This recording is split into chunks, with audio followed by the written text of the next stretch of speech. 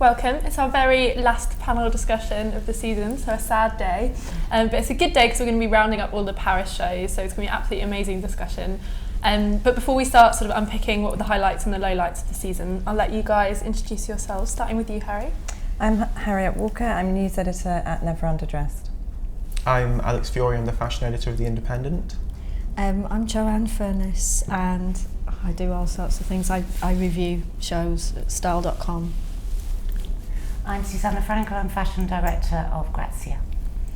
Everyone goes really serious. I don't like you were all giggling before you went live, and then you all go like newscasters. I don't know how to describe what I do. It's like that. Oh yeah. I know it. I work for some of these fashion companies. I'll be nice. Let's start with a simple question. What were the highlights of the season? What shows really stood out for all of you? What was great? Joanne. Oh God. Of the season overall in every city. You can do every city, yeah, because it is our last discussion. I'll choose one from each. Well, I'll choose more in Paris, but Marc Jacobs mainline, Prada, and then in London Christopher Kane, and then in Paris lots, Chanel, Miu Miu, Christian Dior. But just tons. There was tons of good ones. So it was a good season for Paris. Yes. Does everyone agree? Mm-hmm. Yeah, it was one of the strongest seasons I can remember. Why do you think it was so strong? I'm scared of asking you. Ask me any questions. I've got a clue. Because I think it was quite a lot about people talking about what they're obsessed with, what they're genuinely passionate about, more than trying to fit into anything, and I just thought that came across really strongly and really well. So it was a really authentic season. Did you see that, Alex, as well? Because you're a bit obsessed with this idea of people doing something that's really innate to them and people being obsessed with people being honest. I'm obsessed. I think being very honest to themselves, and I think that it was an interesting thing to see. You know, you look at something like Rick Owens, and it felt like that was very honest to what he does, and I think you saw what Raf did at Dior, which was fantastic, and I felt really it was sort of the collection that a lot of people have been on tenterhooks waiting for him to do, which is really stripping everything back to this sort of dynamic, modern reworking of Dior. That we really associate that dynamism and that modernism with what Raf does at his own label, and certainly a lot of what he did at Jill Sander, even though it synced in with the house at that time. And I really felt when Raf did that at Dior that we were really seeing Raf's Dior. It wasn't Raf trying to please anybody except himself and the women that he wants to be buying these clothes. And that was, for me, that was incredibly satisfying to see. I think there were a lot of shows like that, you know, like Guesquier's first show at Vuitton, I thought was incredibly true to what he does. And it is a thread that kind of ran through the whole season. I think when Paris is really good, there's a point it reaches where designers just don't really care what anyone else is doing because they're the best designers in the world, so they can do whatever they like. But also, it's not just that it was true. I mean, Vuitton wasn't just true to what he does, but it was also true to what Vuitton does. Yeah, exactly. And so there's that thing that we always talk about, you know, being yourself but not being yourself. Yeah. Which it's when you've got a house. I mean, it's so important. I think, you know, with something like Dior, Raf really understands Dior, and he understands like it is the prime example of somebody being themselves and not being themselves, but understanding the figure, particularly of Christian Dior. But I think with this one, especially because it used so much menswear, it's masculine tailoring, and all of that sort of masculine element being sort of brought into it just made it actually quite sexy as well. But I think it's also interesting with when you talk about Dior, you don't, in the general consciousness, people think of ball gowns and people think of, you know, red carpets and all that kind of crap. But really it's about tailoring, and really the iconic image of Dior is the bar suit, which is a suit and it's tailored. It's the tailored not garment. only that, but the kind of women walking up and down in Prince of Wales checks, smoking cigarettes on the catwalk. Kind of very, I mean, that's not Dior, that's later, but it's still very much that's part of what it is. That feeling of sort of kind of power dressing, not necessarily in the shapes, but the double models and the sort of workwear aspect, and I think there was a coat over an arm at one point. It felt like quite a retro catwalk. I really enjoyed that though. It was very like office workers. It was the city. It was the idea of the city. It was real, and that city girls in their city girl trainers fused with the stilettos they change into under their desks. Yeah. You know, I mean, because I was laughing and just going, haha, it's working girl. yeah. And don't you dare say that. But it was really, you know, it's that, there was that idea of something, I've moved towards the city from the garden, and that idea of the pace of the city, and also, you know, that kind of walking like it's a street scene, but it's also a Helmut Lang thing. It's really a Helmut Lang thing.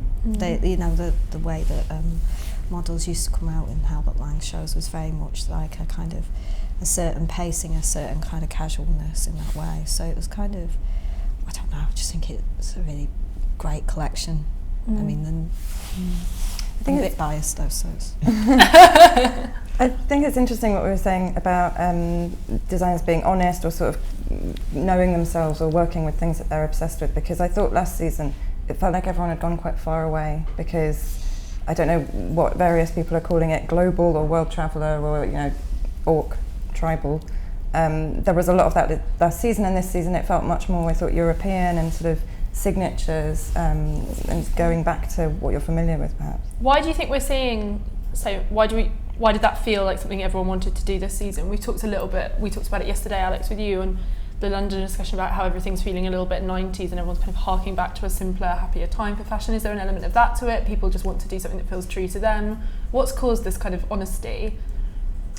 I think this season in Paris was a lot about clothes, which isn't to denigrate anything that we saw, but it was about wearability. And I think, as we were saying in the New York panel, women are keen to wear things that feel more challenging than, you know, the sort of wardrobe basic now is now more challenging, I think, in the shape of it perhaps, or the finish or the detailing. So designers have a chance to just have fun making clothes, doing interesting things with them. It doesn't need to be too complex at the moment, I think.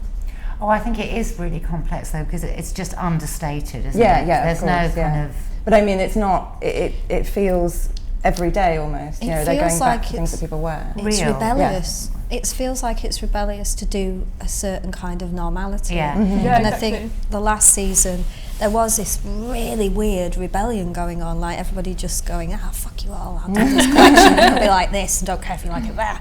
And then this one, it felt quite personal, and personal to the people wearing the clothes as well, because it should feel like it's a personal sort of pleasure, and there was almost this idea of a reality to things in a very personal way by the designers and the people to wear the clothes. I mean, I kept banging on about this, about, you know, even though Dior's not really a prime example of that, but there are parts of it which is this sort of embracing of things which are not bright colours, and it's not for the cameras, it's for you. If you're wearing sort of black and you're wearing, which everybody likes because it makes you look thin, and you're wearing brown and you're wearing navy, it is this thing of, it's personal, it's not so you're there as an image. You're dressing for yourself, not It's dressing private for as well. It's about privacy, isn't it? But I think as well, it's interesting to think of it as these clothes as registering as real clothes rather than as editorial fodder, in a sense. That idea that you want them to have a life. And I think sometimes with designers you wonder if they really think about that life. Everyone says they're obsessed with it, but you do see collections that are really not, that really aren't about it actually ending up on someone's back. In some cases that's fine, but I think in some cases it leads to collections that are trying so hard to tick so many boxes and do so many things. Because I think, you know, you look at Comme des Garçons, and Comme des Garçons isn't about ending up on someone's back, and it's kind of the wonder about it is the fact that I feel like you can wear it if you want to, but you don't have to. It's not. But I think it is meant. I mean, it's intended to be worn. But I see it more as this kind of, one was definitely. But the last one, especially this one. The last one was obviously a statement saying, "I don't care if you wear it." But I think, generally speaking, they really care about the fact that it can be worn. But I think it's more I always wonder if the can be one thing is more a technicality. Like, you physically can wear it; it will physically stay on your body. You can physically wear anything, right? And that is part of the. But that's almost more like site-specific installation, but the specific site is the body. I think she's asking a different thing, though. It's almost like, you know, will you wear this? Up to you, really. Yeah. You know, and it's kind of... If you do, you'll be quite great. That's how it always makes me feel. And that's kind of what she's always been about. It's sort of deeply rooted in women just wearing stuff and feeling great. in a really kind of non-cheesy way. And if you saw someone walking down the street wearing that, you would think that person is great. You would go to high-five her, but there'd be so many sleeves, you weren't sure where to She wouldn't be able to move her arms. She's in the cage. But it's kind of, I mean, I really like this collection. But this like is that obsessive. looks like a Philips shaver. But I love this thing, because I mean, people, I don't know, I think people get so concerned about fashion and start taking it really seriously. And I can take it seriously, but I know I can have a laugh with it, and I'll wear things because I think it's fun to wear them. Things other people think are high seriousness, and I'm like, oh, I'd quite like to wear that ghost kind of pullover thing. That one. Yeah, that one. That's one of my favourite ones. I know, it is fabulous. So it's sort of, you know, Scooby-Doo ghost, but I like it. Sorry. I don't see the point of actually, you can enjoy these things, it's not like deadly serious. I like the fact that everyone's kind of talking about the sweatshirt is the piece of the season, or it has been for a couple of seasons now, and that she's used about 5 million to create things that are so far from a sweatshirt. It just looks fantastic. I think it's really fun. It's just sweet, isn't it? Yeah, But it's also about knitwear, which is very much her thing, and it's about the knitwear getting to the point where it kind of almost eats the person wearing it. I mean, it is really, it's... Well, she said it was about the idea of monsters, this idea of this monstrous thing. And, you know, and almost, I suppose, I mean, I kind of read that as being almost consumed by things. Yeah, that's what it looks like. But also it being this, you know, just questioning stuff. And people are going about what she's doing now, going, but, you know, it's dead studenty and it's dead this. And you go, no. She's done everything. She knows what she's doing. You have to know the rules to know how to break them. That's the difference between her and the student collection. That's somebody who doesn't actually know anything. She's very self-consciously doing this in a very particular way. I mean, for me, I love that gigantic jacket. I love it. I want one of those gigantic jackets. What are they talking about though? The extra sleeves, or what are they talking Just about? everything. It's because students do really dumb rip-offs of Comme des Garçons routinely. But I mean in the it's really... But then you could argue, you say it's student and it's like, but isn't that kind of a great thing? Well, the fact that somebody who's been working for so long can kind of rediscover that joy of experimentation and sort of that fantastic not giving a shit of, you know, just doing whatever she wants, and she doesn't really care what you think of it almost. It's, you know, she's doing it and this is her statement, and if you don't like it, fine, whatever. I think with the last one it had surprised them. Actually, Rick Owens said the Philips shaver one, I have to stop calling it that, was his favourite. He loved this one.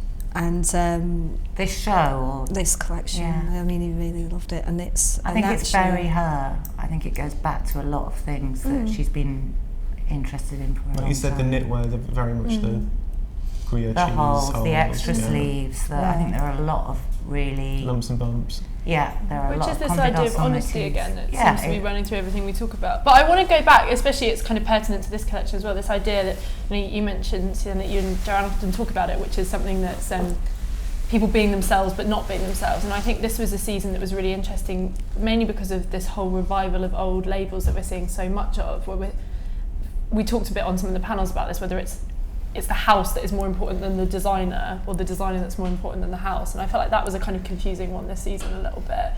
Whether you're looking at a collection like V&A, or whether you're looking at Vuitton, or there's an element, or Balenciaga, I think particularly, I started to question whether what's more important. Is it, you know, for a long time it was Galliano for Dior, whereas now it feels like it is someone at Dior. Do you know, am I making, it's quite poorly asking that, but what do you guys think about that? Do you think it is because we're seeing so many revivals of houses?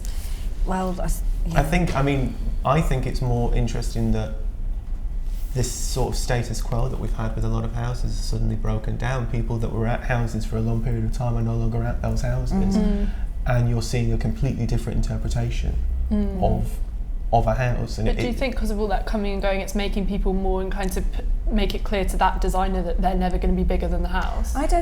Maybe. I don't think it's something that they're instilling in designers that arrive, but it's a subtle form of branding, isn't it? It's like, you know, you have this name that will endure, and that becomes much more obvious when people start moving around. It's when you have designers in place for sort of 10 years or so longer that you sort of forget the power of a brand, but when it's shaken up, it's the name that carries on ultimately. And you've just got different kinds of designers at houses as well. I mean, somebody like Raf at Dior, he's very interested in codes. He's always been interested in codes with the menswear. You know, but people always go, oh, he's a minimalist designer. He is not a minimalist designer. That was the code of Jill Sander. He's respectful of the codes of a house. But, you know, he went through all those codes of different youth cultures with all of his men's stuff. He's obsessed by codes. And now there's a certain code with Dior that he's very into. So it's sort of, and that, he's a different designer from John Galliano, and it is also very respectful to John Galliano, because he wouldn't have wanted to just do a version of him. And I think with something like Balenciaga, it's difficult because you've got this, I mean, you had somebody there who was so utterly brilliant, and from when he was really, really young, I mean, he was 25, wasn't he, when he became creative director of the whole thing, and by accident in a way, because they went, you'll do. And then got sacked and then got rehired. That's my favourite, is that he got sacked after the first collection, then hired back because they were sort of like, oh shit, we've no one to do this. But it's, We need a collection. I mean, this was something incredibly special. But now, and also you've got this huge, I mean, but he made people focus on Cristobal Balenciaga again as well, because everybody will go on about Balenciaga. Actually, at one point they were letting the clothes, I might have said this in the last one, they were letting the clothes rot in the basement of the shop in Avenue Georges V. Like, there was sort of like huge Balenciaga ball gowns just rotting in a flooded basement at one point. So now, you know, you've got a house with clothing codes in that way that somebody like Alexander Wang can go to. Well, he's still looking at the codes of Nicolas Chesquet, not Cristobal Balenciaga. With something like Vuitton, it's different. You don't have, unless you're looking at Marc Jacobs, you don't have those codes. You just don't. You've got more champagne around. Because it didn't have a fashion background, which is always what Mark said. I thought it was very interesting that Gasquier kept talking about functionality, and the more I thought about that, I'm like, that is what Louis Vuitton is about. Yeah. It's functional. It's you know, it started as a trunk packer. Like, it's all about functionality, and then it's about kind of translating functionality to clothes. It's a very interesting concept. The more I thought about that, the more and more interesting it became. But you talk a lot, Alex, about this idea of the difference between fashion and clothes, and do you not think by someone talking about functionality, they're sort of obviously making a point that they're happy to be making clothes, not fashion? No, I think they talk about functionality, and it's about challenging themselves to create things that can do. He makes fashion, right? Yeah. He doesn't. But I think also when you look at this collection, think about how quiet it was. In a sense, that's because it was functional. It wasn't massive statement clothes, editorial clothes that you couldn't be worn. It wasn't about that. It had that reality to it, which I guess in a sense was about addressing the function of clothing, which is to clothe the body, but it doesn't mean it has to be Clunky, stupid. You know, if you're a really good designer, you should be able to design a pillowcase and make it interesting. I was really struck with this collection about how light it felt, even if it's not utilitarian, it is functional, you're right, it works as a wardrobe, but it somehow felt incredibly deftly done, as if he had just sort of, I don't know, thrown the clothes at the models or something. It seemed to just come together in a very subtle way, I thought. I do think, though, he's a great fashion designer, and it's not really a big fashion statement, this collection, and I think he's actually capable of imbuing clothes that you wear, that you love, with tremendous emotion and tremendous kind of feeling, and just something really compelling. This wasn't there yet in this collection. I see, for me, it got more and more interesting the more I looked at it. I actually, at first, I was a little bit nonplussed by it, but then the more much more interesting front the on more as well. I looked at it, the more and more, the more you realise the different details, and then you look at the fabrications, and I think there's a lot of stuff going on. It's doing it in a very quiet way, which in a sense, after the thing that Mark did in the last show, which was so incredible and enormous and spectacular, it was so much about the opposite to that. I also think just, you know, physical staging. Mark did a black show completely artificially lit. Nicola did a white show completely lit by daylight. Just something very interesting in that kind of, and I guess it's about trying to I mean, this sounds a bit brutal, but trying to cleave the past away, because really Vuitton's fashion identity is what Marc Jacobs fashioned for it. But he's done it in a very classy way. I mean, it's very much about, without going in and making a massive statement, it was sort of the right thing to do in a way. It's also something I ended up talking about on the Balenciaga panel, is the difficulty I think that Marc faces and that Raf faces, is the idea that you're coming in, it's not like when John came in after Jean Frankel Ferré at Dior. Exactly. What are you saying? Remember that? You know, it's not like they're coming in on someone on a losing streak. You know, certainly with Marc Jacobs, he was finishing on this amazing high, and it's a tough act to follow. It's a really tough act to follow these designers. I mean, but I have to say, I mean, I love Marc Jacobs. And I also love Nicolas Chesquet. He's just this incredible, but that's the difficulty. It's designer. Like if there was one that you could say didn't work. I don't expect them to be the same, but I do always think, you know, it's how you handle these houses, how you handle these brands. I mean, and Vuitton is not. I mean, you know, I've extensive knowledge with Vuitton as well. I know about a lot of that kind of history and about the. Just the whole bag thing and all of the rest of it. I mean, and it is, you've got this amazing ability to do things there, but it's not easy. It's not easy, and it is like how you envisage the brand. You have to think of that at Vuitton, and also it's kind of like what I'm used to Nicolas Chesquet doing is having this overall vision, this overall kind of fashion statement, and maybe he did it because he did want to do something very different from Marc in that way. He's done that before as well. He's done the kind of non-fashion statement, fashion statement. Well, for me, this actually what we're talking about, the whole idea of reality. I mean a collection where each element really interlinks as an overall kind of fashion statement. I mean, I'm all for like extreme normality and things like as a rebellious thing. I've written about it for years, and I always call it this avant-bland thing. But it's really, for me, it's having this kind of connecting overall sort of spirit. And I mean, and it was one of those things, God, I can only imagine, because I think for him as well, this is not just about Vuitton, this is about him, and this is about post-Balenciaga. And it's how you reaffirm yourself in a certain way with that. And I think it's much more actually to do with that. The thing that I'll be very... Oh, go on, sorry. We were talking yesterday about Alexander Wang at Balenciaga and how you can sort of see him settling in there and getting used to the resources that house has, the sort of level of luxury and technique and craftsmanship. And I think this show, Vuitton, is really a very compelling argument for a designer who is just used to all of that. You know, he knows exactly how to work at this level with those resources, with all the sort of artisan stuff that comes along with working at this, the high end. You've got even more resources. It's a different level. I actually think it's a different level. But I think this is like, I mean, I'm sure Balenciaga, yes, it's not under-resourced, but this is like you've got like really serious. I cannot tell you what. But I thought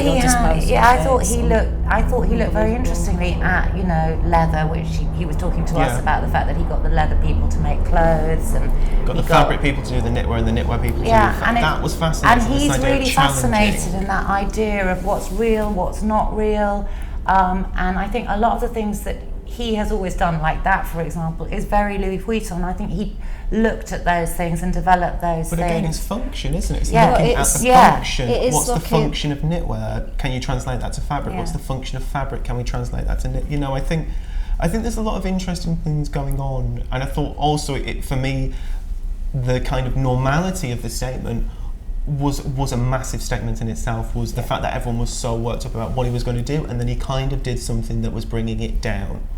And that was in itself, I felt like that was a way of, I can't meet your expectations, so in a sense I'm going to do something that's he diffused the situation, normal. didn't he? Yeah, I diffused. didn't expect him to do something that was all I really didn't. But at the same time, it's kind of like, I mean, honestly, But for me, it really links in with that corporate Balenciaga collection he did. I think there's a lot of echoes of the shapes, echoes of the fabrications, echoes of treatments, echoes of the combinations of different fabrics. But there's a lot of nice separates here. I'm intrigued by that's what I mean. There's like the lack of emotion, and whether, because it's obviously this collection throws up a lot of talking points, but did you feel anything from it? Or is that not what you're looking for? For me, there's like this kind of bigger thing where I want him to do so well, and that's the thing for me. What happened with him with Balenciaga, I was so sort of like, and I'm not even exaggerating when I say this, I was so kind of like, what? I was like, why am I even working in fashion? Like, if somebody that I respect and admire so much can end up in, you know, a situation where they're so unhappy in that way. I mean, of course, I don't know the ins and outs of that, and he's never spoken to me about it. I ended up doing the final interview with him at Balenciaga. None of that came up. But it really shocked me, like in a big way, for me to actually go, maybe I won't work in fashion anymore. Literally, that's what happened. So for me, for him to do anything, for him to have resources, for him to do this, I am so happy. And I mean, that's just a big thing. And I know exactly what you can do at Vuitton. You can do these incredible things. I mean, it is really, the possibilities of the house are really quite endless in that way, and they have incredibly skilled craftspeople, and it's huge. It is huge. It dwarfs Balenciaga in that it doesn't have, apart from Mark's extraordinary things that he's done, and also how Mark worked instinctively with the idea of a brand, and all of those big handbag hits, they're Mark's. Oh, the Stephen Sprouse thing, the Murakami thing, that's just Mark going, fancy doing this, and it working in such a spectacular way. This is going to work in a very different way with Nicolas Chesca. But do you think he'll get those opportunities that he perhaps felt he missed at Balenciaga to, you know, commercialise his more forward-thinking ideas? Do we think that he'll get that from Vuitton? I think that it will be very difficult to. Everything's a very high price at Vuitton. I don't know how this is going to be priced. But I think there's such a hunger I think for Vuitton that actually I think there's almost, in a way it's great because it's going to sell, but in a way it's bad because it's going to sell. It's almost it's going to sell because it's Louis Vuitton. Yeah. It doesn't really matter what it is. If it's Louis Vuitton, it will sell, because that's, you know, there's such a hunger built around Vuitton, which in a sense means that it's a fantastic playground for a designer to do. I always remember when Vivienne Westwood first started, one of the things she said is, I can do whatever I want because people that love my clothes are going to buy it. And I kind of think that's, in a sense, for a designer, that's sort of what the attitude you can take. I can do whatever I like, it's going to sell. You need There's the power of a brand behind it. But you need to build an emotional relationship with what a designer does at a brand. Like, I often sort of say this, because I buy clothes like a man in many ways. And a lot of women don't. I really have certain designers I buy from, and that's it. It's like having a football team. They're my team. That's it. You have good seasons, you have bad seasons. You don't just defect to somebody else. You still buy them, you support them, and it is really important to buy people. I mean, like, I know so many people in magazines, they just call stuff in, and you're like, no, buy it, bitches. Honestly, if I'm going to actually talk about a lot of this stuff and I'll say I like it, I buy the bloody stuff, because otherwise these things don't keep going. And I think it is a very important, and that relationship is really built with a designer as well, that you believe in them, and you believe in a house and a brand, but you believe in them too. And that's what, you know, this is just the start of it here. It's not just believing in Monogram or Damier Check, it's believing in Nicolas Chesca and Vuitton in a very different way. To be incredibly prosaic after that lovely speech, I'm just going to say that I really like the shoes. And the bags as well. I love the Janet Jackson Kina hoop earring. I think it's like the best thing I've ever seen. I was saying, when I was Jackson about earring. 16, I used to wear one earring all the time. I feel completely vindicated. It's such a big part of the season. Celine, one earring at Celine. But let's talk about the Celine. Oh, do you want to keep going? I was just going to say, I think for me a very interesting thing is going to be to see, one thing I wrote about it is that some of the last few seasons have felt a little bit flat, and I almost felt it was because there wasn't Gasquier there for people to feed ideas off, to take ideas from, to feed from. I think he's been so incredibly influential. Exactly. New York has been incredibly flat the past few seasons. And I'm interested to see how long it's going to take for that to infiltrate what other people are doing. Yeah. Because really, he So played the people get fashion music, he kick. did it really Yeah. obviously, he played the copycat music. Yeah. For, because he's the most copied designer at the world's most copied house. Absolutely. So that's going to be a fascinating thing to see how that's influenced. And it's people. obviously influenced the way he's designed it, because it's Yeah. almost like you wouldn't copy it. It's discreet. But I think as well, it's and almost like he's copying what he did. Yeah, he Yeah. is. It's referencing back to his own past, those high-waisted trousers, and just everything. Oh no, I Very- think it's very, very important that he established his own codes. What are his codes? Exactly, and that's very much You what know, this that, is. the But, moulded you know, knits for him. Yeah. All of that shoulders is, as well. is Yeah. terribly, terribly important, because And I this, like, mean, I retro can't feel to imagine. I'd be dead pissed off if I was him looking at Balenciaga and they're all going, oh, and then going, that's me. Yeah. Well, Marc I did Jacobs that. once said That's to me, me.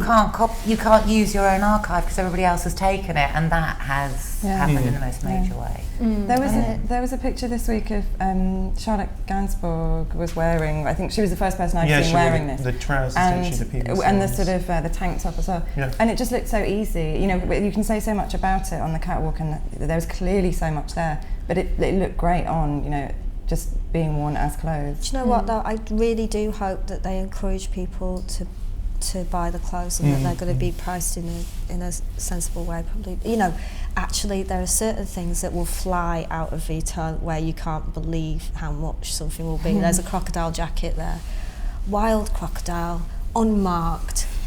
And because the Wild bigger the crocodile. it's always wild crocodile. It's worth more money, and because they fight so much in the wild, I know a lot about this kind of stuff because of Vuitton. A lot of the time they have these big fights, so they have scars. If you've got like a big adult size crocodile or alligator unmarked, it's worth a huge amount of money. Does that mean it was a wimp though? No, When just it was alive. It means it was the boss. it was No, just it's the one that was tougher beating than up the everyone other else. crocodile. It was the leader of the Yeah. pack. If you The see pink like crocodile. small crocodile with Lots of little 1950s references small to grain, Wild crocodile, leader of the pack. the little crocodile, that's a baby. That's just been knocked on the head, and that's it's cheap. So it's really honestly, if you really want to know about this is what goes on. But it's really kind It's only of. 5 figures. I mean, people. There are super, super, super rich people now who fly around the world just buying things. But one of the things that I oh look, there it is, crocodile. I want people to be able to get these clothes. Like Vuitton's very, very hardcore in that way. Like a lot of things, I mean, everyone will be going sport bastards.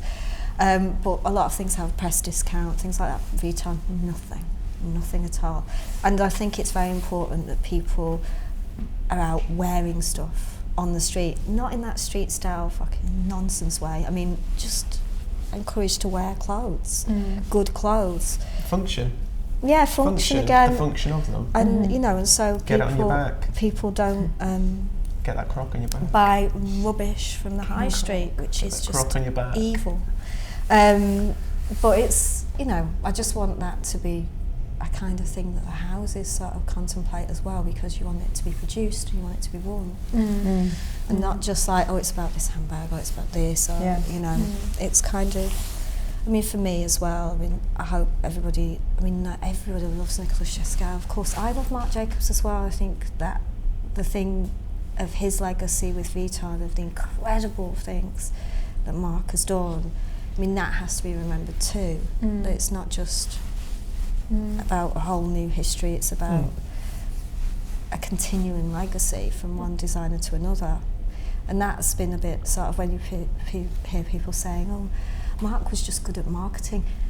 Bollocks. He's just good. And that's the thing. He's really bloody brilliant. And so is Nicolas Chesca. They're just very different things altogether. Talking about the different things, let's talk about what's happening at Balenciaga now. Joanne, that was an amazing face. Okay. Oh no, I feel so bad. Everyone's gone crashingly silent. Alex, you've never shot I something said to say. everything I had to say about Balenciaga when we discussed our Balenciaga Of course, panel. you did the panel. So I didn't don't you? want to say anything else about it. I will say I like the hoot nod to having to carry loads of bags around with you. I thought that was very fun. It was That was a well at observed Chanel, point. but that was at Chanel. But this was before Chanel. No, but that was at Chanel Couture the season before. He did the multi-bag saying it's He not... did the bags with the carrier bags, the Chanel yeah, and he carrier did bags a big that bag and a Moschino ripped small off. bag. Yeah.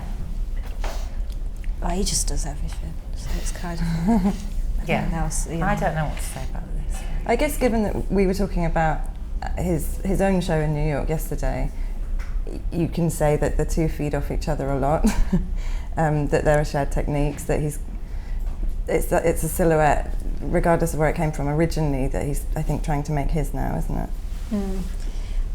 But it's a massive, massive name, and that is Nicolas Chesquier's silhouette gone.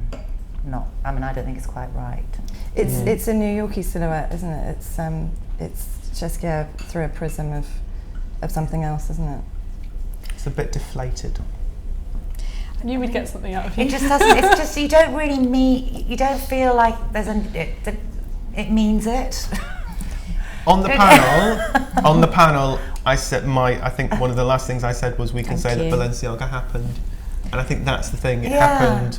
It's just not what Fashion Week is hinging around anymore in the way that it used to be. I mean, he's in such a. It's an impossible position. I have to say, I wasn't there for this show live in the audience. I wasn't. So it was this kind of. I mean, he's just got such a bloody difficult task. I feel actually really, really bad for him, because what are you meant to do, really?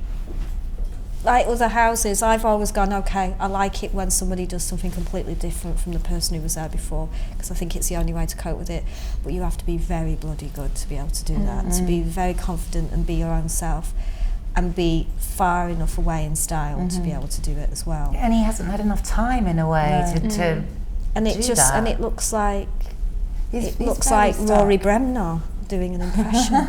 But then if he'd gone completely off piece, then people would have had, I think, very similar reactions or complaints. Exactly. He was wouldn't have been able He to didn't win. have it. There was nothing he could do. He wouldn't have been able to win, and I feel really sorry for him with that, because it is that, like, you're damned if you do, you're damned if you don't. And actually, it's not, these clothes aren't bad taste, you know. They're all right. No, they're fine. Absolutely. I mean, the ethic is there. They're all right. I mean, but it's sort of like you just go, oh, something's not right. It's a bit CGI. There's something not right there. But I guess it's a really good point that you make. It's that kind of what's the answer? Like, it'd be silly of us to be like, oh, it's the problem with the designer, because whoever, as you say, whoever went in there, whatever they'd done, whether they'd done something new, something that referenced too much, it could never be the right right thing to do.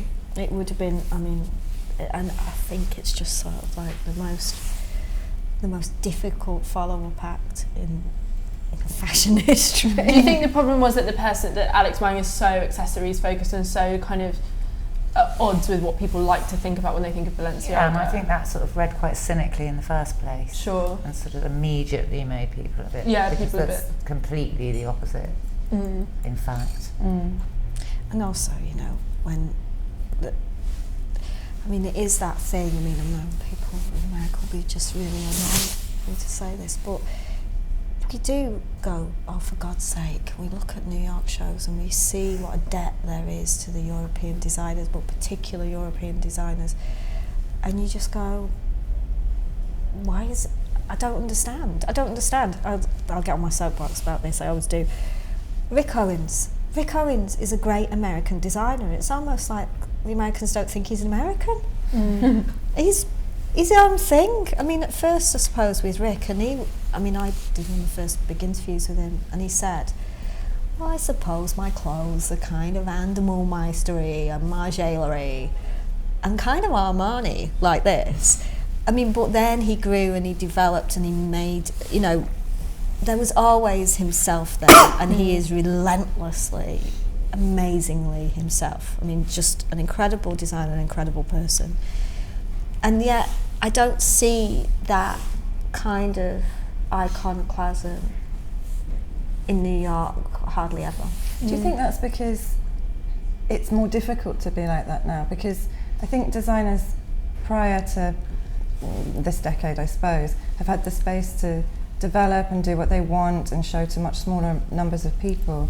But because there's an expected immediacy, people want the sort of obvious change or obvious evolution every season.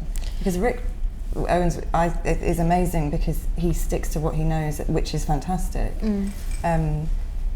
But you could never say that the next season was a huge surprise or a sort of turnaround.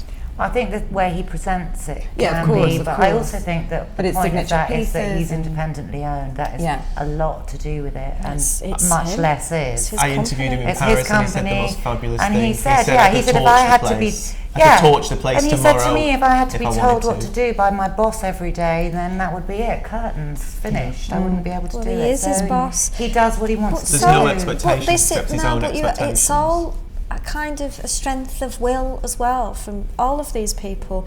You know, like a lot of those New York designers, they came to Paris where they were quite young, but so did Nicolas Chesquet, and it's quite easy to be a big fish in a small pond there, and people might not think of America as that, especially America's.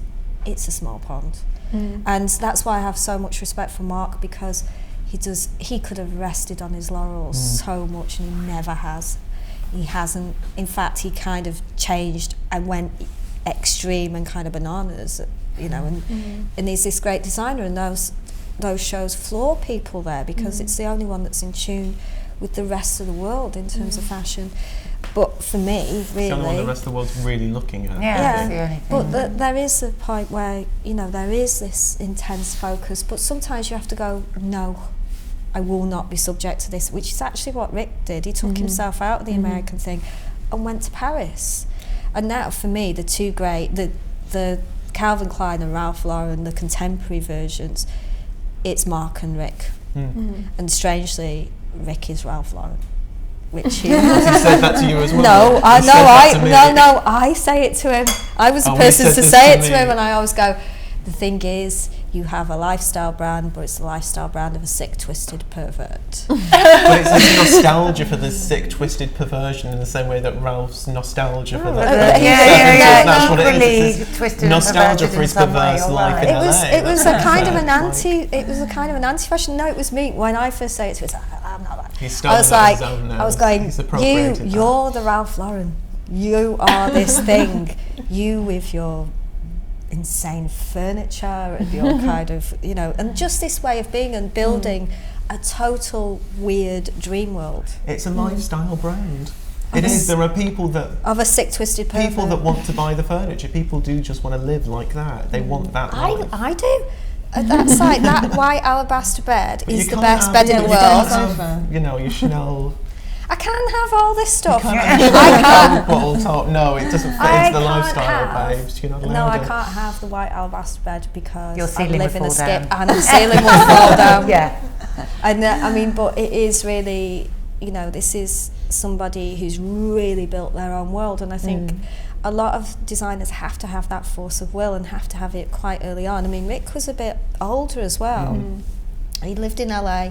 He had that time to develop. It's kind of what's gone on in the art world a bit, where a lot of these people based in LA have come to prominence, I think, because they've had time to develop. Everyone went, oh, what are they doing over there? I think he's always had a bit Like of that. distance from the rest of them, and that's actually helped because he's always been an outsider, and this is very much an outsider's view. And he But works actually, in a it's completely inviting you different into way. that outsider world. And I think it is, you just have to sort of dig your heels in sometimes, because designers, actually a lot of the time, I forget that, you know, you go and see them, you go to their studios, do this, they're not always seeing. They don't see They don't have other time designers anymore hardly to ever. do Yeah, they anything. don't sort of, and if you start thinking too much about other people in that way, oh, what are they doing and what's that about? Well, it's disastrous. Build your own world. It's why so many designers are only children, or as Sarah Moore pointed this out to me, or they're the youngest in a family, because you have to build your own world and you have to really go for it. And you know, and that's why I'm. I think it's because if they're the youngest, they're getting the hand-down clothes from everyone else, so they decide they want to make their own. No, it's also because I'm over there. they're left to it and they're getting told that messy. they're, you know, and you're like, you're the special one then. But if you're an only child, it's like, what the fuck am I going to do? It's interesting actually. I really want to do a survey of how many designers are youngest children or only children. Most of them. Most of them. Most of So them. Interesting. A lot of them are only children. I can usually tell. I'm an only child, and they'll go, yeah, you haven't got any siblings. What are you talking about? And they went, oh no, of course not. Are you an only child, Alex? No, I'm the eldest, which is I why am I know too. everything. I'd be interested in how many fashion writers are the eldest, so they can Yeah. preach to people. Another thing I'd like to share Yeah, with you. exactly. Nothing I know and you don't is. Let's talk about Chanel, just because Yes. it's a collection that we haven't. That was enthusiastic, Alex. Yes, I was literally about to go. Let's talk about Okay, Chanel. talk to me about Chanel, Alex. What? Joanne's better than Chanel. No, you No, you talk. No, I've talked That's the enough. first time I've ever heard him like defer to someone. In the Joanne whole knows time everything we've about known Chanel. you. Look at her, she's festooned and stuff. Well, Chanel was just really great, wasn't it? I loved Chanel because I loved it on so many diverse levels. I loved the theatre of it. I loved that Chanel's sort of the only house that can do this kind of production, and also I guess it's about building this world physically in this case and inviting you into this world that they've created. I loved the sort of decadence of it. I loved as well the cynicism of it, which isn't necessarily a bad Massively thing, cynical. but the cynicism of this is a fashion supermarket. This, Paris, is a fashion supermarket. It's all a fashion supermarket. It's product. We are selling you product, Yeah. and here it is. And some of it's And isn't empty and full of holes, and you're still going to buy it. But also, you still want it, and and everyone going and getting stuff at the end because. But did we not think that was a bit disgusting? All those videos of like everyone. I thought I that was was actually traumatised quite by that. shocking. Yeah. But I thought the desire Absolutely is traumatised. absolutely that's what. It was That was, the that It's was what so you should brilliant. be. It was the Yeah. self-fulfilling prophecy Yeah, of it the was It's show. what it social should be. experiment. It's what it Just should like, be. yeah. It was like a social experiment. It was. But It it's was what- him manipulating Yeah. the Exactly. entire world. But it's what Yeah. it should be. But I think also you talk about cynicism, and that's not necessarily a bad thing. And I think the thing that a lot of people reacted against was them having that mirror turned to themselves and being like, "This is what it's all about." But I don't. And people being like, "Oh no, it's and not." the it's art not." one before was No, cynical but- too. Yeah, It was like, exactly. oh, art, I can do that. Fashion's You're art. worse. No, I That was- is not done in an I was unknowing about way. to say that this is sort of the cynicism of it was more about how it bounced off the art show, because he said the art show, it was a supermarket of art. This Yeah. was the supermarket. Mm. This, and you know, for me, I mean, I'm very cynical about the art world. I think people in the art world wear terrible shoes, which really is a big thing. Because I'm like, how can you be an arbiter of taste and culture when you can't pick a pair of shoes? Really? And so, you know, and he already had a kind of thing about that and the idea of the art fair.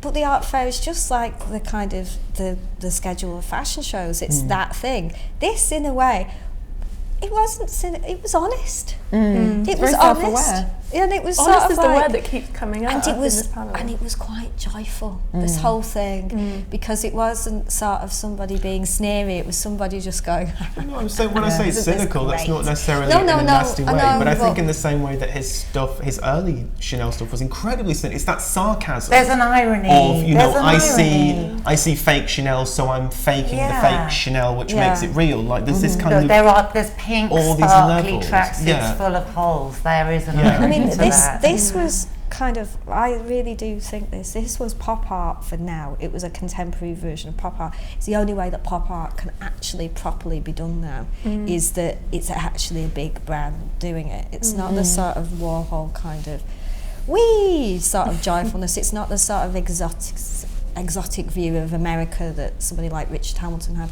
This is pop art now, and it's like Chanel has to do something like that. The most iconic. I mean, I've always said this about Chanel. It goes beyond fashion for me. It's Coca-Cola. It's that. It's got the best logo. It's got everything about it. I am completely infatuated by, like I am with Coca-Cola. I love it. So I it's love that. Chanel goes beyond fashion, it's Coca-Cola. yeah, it's really that thing. And he goes beyond fashion. You know, he kind of wrote the book for how brands are managed these days without its being. That sounds like it's all marketing. This is instinctive and sort of joyful and brilliant. And Do you think so it's split much opinion fun. though because of the fact that it put that mirror up to people? I think some people were maybe a bit embarrassed by it or something. I think that there was a a real nod to excess and disposability, and I think sometimes people don't like being faced with that. But I think also weirdly this willingness to sell, we talk about wearability and practicality and functionality and all that kind of stuff. It's very rare that someone says, you know what, we're selling you this. You're in a shop. Yeah. Here's the price. Or You know, even here that they- it's all for. You know, it's about selling Yeah. things, and it's more this kind of the cynicism of reality. It's almost like this puncturing your dream and your fantasy about There what was this still is. like incredible things like that Yeah, dress. I'm not absolutely. saying it's not that black incredible. I dress just that was think just it's. like, oh no, But just, it is being like, this is really But the what, fashion you know, press don't like this to is think that incredible they're a and trade buy show, it. It's like do you they? saying, it's incredible, buy it, bitches. Yeah, but it's not like a trade show. It's about This is amazing. consumerism more broadly. But it's This is at the amazing, most- buy it, At the most bitches. base level, it's setting it in the place where it should be worn Yeah. or something, you know. But it's setting it in a it shop, was, Absolutely. it was, which is where it's going to end up, it in was a because shop. people go, oh, I don't On the like meat this. counter. And I just Yeah. was like, Fashion it is meat. like, Fashion I for don't know, life. you've been out all night, you've got a hangover, you go to a supermarket, you go, oh, fuck, what am I going to get? Like Cara Delevingne, oh, a bottle of brandy and a feather duster. I mean, it was really sort of like, I mean, I was like, I don't know, I used to spend a lot of my time in supermarkets either hungover or drunk at one point, clearly. But it You was didn't sort think of, it was ever going to end as well. It kind of became this Oh, point where they were just and you wondering, you were couldn't like, you're tell, just going to yeah. wander Yeah, around forever. astonishing. I just didn't want it to end. And then no one left. And then, yeah, exactly. And then you were there for another hour. I mean, it was just sort of like, well, you're trying to find people. You needed that meeting point in the supermarket Yeah. where, like, Yeah. And you lost were children trying. gather, going, where's that? Where are But they? you were trying to find Carl as well. Yeah, which was where is he? Where is he? Yeah. And is he like, buy the cheese or buy the But, like, the most amazing I mean, I thing. think Buy the cheese. I don't know how people who went to this show could not have kind of been in love with it, because I can understand when people are just looking at the pictures and they don't have this absolute sort of insane experience. I mean, everything, the music which was like amazing. this The music radio was show, fantastic. which was Michelle Gobert, and he did the announcement at the end, like instead of the kind of bing bong pickle spillage in R5, it was really like, and now the supermarket is closing. Like this, it was Michelle who'd But done then that. Didn't they say that they couldn't take Yeah, that? they said You take, cannot you can take- sweets I mean, they said and take fruit. fresh produce or But something. don't Yeah, take anything nothing else. else, And you and have then- never seen anything It was like. like the end of the world. I really feel that that's what will happen when water runs out. For instance, it will Because be like I that. thought they were going to use it for all the shop windows, but Yes, they everyone were. took it, didn't They were meant to do this. No, you weren't allowed out with it. But you You- saw all No, these some street people- style pictures some of people- people really? holding Some them. people Some ran. people. Some see. people ran. I know those. So do I. For me, Let's name some names. but for me, I loved, because you saw in this in the Chanel morning and then you saw McQueen in the evening. Yeah, and that was also a And- spectacle in a very different way. But no, they were complete opposites. And that was this was about, Can we look at the Queen? it was about kind of the joy of commerciality, I think, actually. That's sort of what it was about. It was about it was about buy it bitches, take it to the checkout. And the It infinite was, Yeah. it was in possibilities that. of Yeah. It was in that commerciality. pop art way, because Exactly. pop art had a It's joy commercial. to it, and And it's kind of commercial. It's would the high you get when you embrace buy it. something. But I isn't think it? with That sort of McQueen, pop of- for me, it was about, I mean, the show notes, the beautifully written show notes, said it was about Beauty and the Beast. But then I was looking at this and having seen these shows and having seen I think there was a lot of very commercial things this season. Having seen that, I wondered if that Beauty and the Beast was about kind of the beast of commerciality and the beast of kind of the demands of commerce and the pressures that places on designers and on fashion, and obviously the beauty being these kind of wonderful fashion for fashion's sake shows, and this idea of indulging beauty and really celebrating that. And it felt like this, you watch a McQueen show and it's amazing and it's spectacular, and there's print in this that's actually all feathers, which is just unbelievable. It looks like a digital print. It's made from coloured The feathers. technique is It's exceptional. incredible. But then there's an enormous commercial collection to back this up. So this is the point where you can go and you can dream. And it felt like it was this fight between the beast of commerce and the beauty of kind of creativity. And then eventually the beauty won out, which was is a beautiful thing and was a really beautiful poetic statement to see. And I really loved the contrast between those two shows, and I loved both of the shows, but for such incredibly different reasons. And there were such incredibly different visions of fashion and what fashion is in the 21st century. I found that incredibly powerful. I thought it was such a powerful day in Paris, and I did go backstage and get a bit drunk and cry quite a lot at the end of McQueen, but it was this wonderful cathartic moment of just enjoying something that was incredibly beautiful, and I thought it was really exceptional and a real kind of spectacular reaffirmation of kind of the beautiful moments of fashion. Just a moment that's devoted to beauty, and it doesn't have to have a reality. I don't think there's much of a reality to this, and that's fine. It doesn't have to. It can just be something that makes you dream. That's just what this was. I absolutely loved it, and I had that wonderful emotional response in a way that I didn't have to a lot of things this season at all. It's because it wasn't as real. Yeah. You sometimes feel bad for being excited about the drama or the theatricality of a show because you feel there isn't a sort of practicality there. But that sort of guilt is absolute nonsense, really, because you feel like this is what it should be, this is what it. Well, I think about. sometimes if it's totally convincing, then it's great when you start to think that, and then it just gets totally swept away. Yeah. And you But just also get caught the up in clothes it. are just lovely. I mean, it's so romantic. I think there's, I mean, I didn't see the show in real life, so I can't really comment on a lot of stuff. But I mean, I think that there is something about with what she's doing, which is really sort of focusing on craft and kind of getting swept away with the craft thing. That, you know, because in a way, for me, I mean, I like the idea of at times commerciality. Yeah. In a Oh, sort no, of- no, so but do also, I. you know, I think something like Com had that feeling of this fight with something as well. Of, you know, and I wish people would just say it. You know what? Unless you're living in some sort of country where you literally can get arrested for wearing certain things, you can wear what the hell you want. Just wear it and sort of go for it. And that thing of it being, I don't know. I mean, of course, I really love fashion as this other world. I do. Otherwise, I wouldn't be involved in it. I hate all that idea of, like, you know, I don't know, keeping it real. I'm involved in the fashion industry. I never wanted to keep it real. That's why I work in it. So it's sort of, you know, and I do like that idea. But I kind of, like I said, I wasn't there, so I wonder how totally emotionally engaged I'd be in this. I think it's interesting It was to quite consider. emotionally engaging. It was incredible. Yeah. I think they have, and it's not. I don't know why it was, because there have been McQueen shows that I have been very emotionally engaged in. There've been ones that I haven't been very emotionally engaged in, and to be honest, there wasn't much this season that I engaged with on that kind of a level. I think that's why, and actually, I think, you know, it was the one show that I burst into tears at. There's always one. And this was the one where I was like sobbing after, and it's this cathartic thing. I mean, God, it was the last day before Fashion Week. I was having a nervous breakdown, but you know, it was Hussein last beautiful. Yeah, God, it was the same. Was it? Yeah, it was good. No, it was great. But Sometimes I think there's also that where it's just something that's really beautifully realised as well, and it's this idea of someone really expressing what they want to express to you, and there's something really beautiful in that. There's something really moving about that, and about about all that work paying off, and about.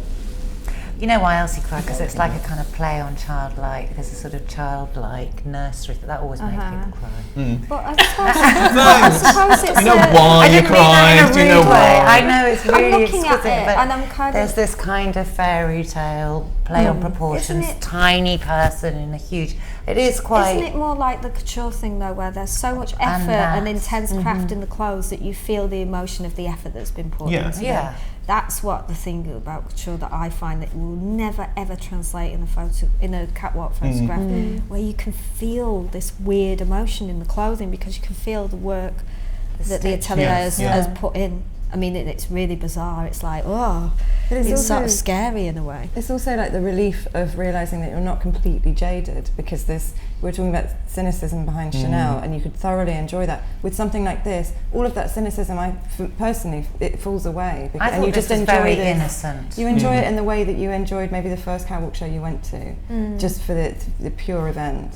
I can understand that. I mean, but to tell you the truth, and this is going to make me sound like I'm just being contrary, I'm more emotionally engaged in the Chanel thing. And actually, I'm more emotionally engaged in But I something think like the other Miu thing Miu, is- but the which other I thing that was you really said- emotionally but engaged also in. these and are I was shows you like, attended as a physical event, and Yeah. there is Yeah. this whole Yes, argument no, and I of think- this argument of people saying, "Oh, is the fashion show dying?" And you're like, "No, it will never No, die no, because no. engaging with a physical Because fashion I show totally, is a totally different I experience." totally love. That's why I always go. I didn't see this in the flesh. I love Yeah. the show as a live event, and I wish more people would be able to see them. I think that because I'm sick of everybody sort of seeing stuff on screen and thinking that, oh well, it's this and that. No, you have to go, but I want access for those people as well. That's what I'd like, and then people would start going to fashion shows like football Like matches. football matches, yeah, they They go would. to their teams, like yeah, you said. they would. I swear to God, and everybody would just be rabid about it. You'd have fights with people. But in the pub afterwards. Yeah. People do now, though. And don't everyone, they? I was going to say. It can happen. Let's talk about Miu Miu, because you mentioned it, Joanne. I saw you at the weekend. You said you liked it because it reminded you of you when you were small. Is that right? Yeah, well, it was. I mean, it was just sort of so kind of ridiculously. I was just watching it and going, well, it's kind of how I dress now, and but also, I mean, not in an exact way, but it was. I was like, this is me at 13. Shit. But it's that Like weird innocence this. thing that Susannah was talking about as well, but it's that kind of Yeah. weird... It's that It was- nostalgia thing. but it It's was that this harkening back to. It was this hyper-normality thing. It was really this girl, and to put this kind of a girl in that situation, that's what I really liked about it. I mean, she often does that. I always kind of call it this sort of, she's obsessed by normality in that way, and sort of strips everything back at a certain point and then goes, oh, I'm interested in this. And I wrote the review of this, and I'd said, you know, it really all starts her from the nylon rucksack, and this is a continuation of that, this idea of taking something so normal and then just making it into this most desirable thing, because she desires it herself. When she went, oh, I just didn't want to do something like a jacket that was so puffy, and I loved that about it. But when I first saw her after the show, she went, you know what all this is about, don't you? She's like, so Manchester. Which I thought was really funny. And I It's was very like, shameless. and I just didn't It's sort of very that one on the shameless. right. Very shameless. The one in the middle. No, it's not. I mean, I'm actually from Very from shameless, Joanne. the place where I'm it's from like, Bolton, like Joanne, no, yeah. but where shameless is One actually of my meant to be mates is in based. Shameless, Oh, alright? God. One of my mates was on No, it. but it's sort of, it's really Sorry, kind this of is a like, man cough. This Oh, is going to be the there's a first serious fashion fact one. you're never going to win. Yeah. But Okay. it's that sort of, Right to Manchester. well, you're Oh, I see. you're from Bolton, which is like, that says it all. Woolly back. But basically, it's that sort of, Sorry. No, that's really nice one. it's that kind of, there was something which wasn't for me, even though when you go through the collection later on, it almost feels kind of cartoony, and it wasn't cartoony. It was just like those looks at the beginning. It was just like, I'm doing this. And she'd said that, you know, when you go to Paris and you think, oh, I should be more grand, and she said, this time I thought, well, who cares? And, you know, and that's what I love about her. She's got the spirit of this sort of rebellious teenage girl, and she is always going to be that. And like, actually, Karl Lagerfeld has that spirit of the rebellious teenage girl. So these things that they're doing, for me, are incredibly weirdly romantic, because I just feel this sort of like, That kind not of even cheeky nostalgia, energy, yeah. yes, but that energy and that sort of like, I'll just do this. And you want to identify with that when someone's kind of, being rebellious. There's something really inviting about that. isn't there? For It's sure. always my team is generally the designers who are really like that. And they're all, like, so many of them are total brats in that way, in a great way, where you just sort of, you know, and I just start with this, I just loved it. There was something about the energy of the thing and the way it was, and then I just thought, is it just me being all like self-obsessed? Did you like it, Susannah? Yeah, no, I did like it. I thought it was twisted in a really great Yeah. way. And I thought There's that sickness to there's it. that sickness to it. There's a sickness to the plastic. There's a sickness to the soundtrack. There's a sickness Yeah. to the styling. Brilliant sickness to the styling was like, incredible. What was the soundtrack? And this is really going to bother me. Enjoy the silence. Yeah, Tori yeah, Amos yeah. and then Yeah, Depeche yeah. Mode. About, you know, that there's I thought that was, and there was something quite soporific about it. And you know, if you're kind of upholding normality in the bland, there was something almost slightly comatose about some of it, where they were just kind of, and I thought that was amazing. I liked it kind of stripping back, because I think Miu Miu has been very decorated for the past few seasons as well. It's felt very elaborate, certainly that last one with all the beading, and this felt very much like it was stripping it back and almost taking it to 90s Miu Miu, that, you know, that utilitarian roots. Yeah, you know, when it was 90s Prada, Prada, 90s Prada, you know? yeah. But when Miu Miu was really sporty when it first started. And it's felt very kind of deliberately trite recently as well, which I've really enjoyed. This feels a lot less like that. It feels kind of more casual in a way. The last one though, I think, was far weirder than people kind of gave it credit for, Yeah. which to me is just like, I was like, have I seen the same collection? Because I was super sick. So it was really This is quite sick too. Oh, this no? is sick as Very well. sick. I mean, for me, And like, it's vacuum. I mean, it's wrapped in plastic. It's I a even bit just think old. what it The whole represents is venue kind was of wrapped in plastic. children, Yeah. women as children. It's so weird. and it, I mean, and it's kind of, I think the last, like, and also the whole Miu Miu thing, the last 4 shows, it's gone on to another level, because especially the staging and things like that, you know, these are the staging stuff. I love it being the same The venue reinvented each time, like this time being wrapped in plastic, Yeah. you know, the time when it But it's was that Prada thing, isn't all it? in, Yeah. And other people with do all the it metal now and that too. kind of thing. Celine Yeah. does it.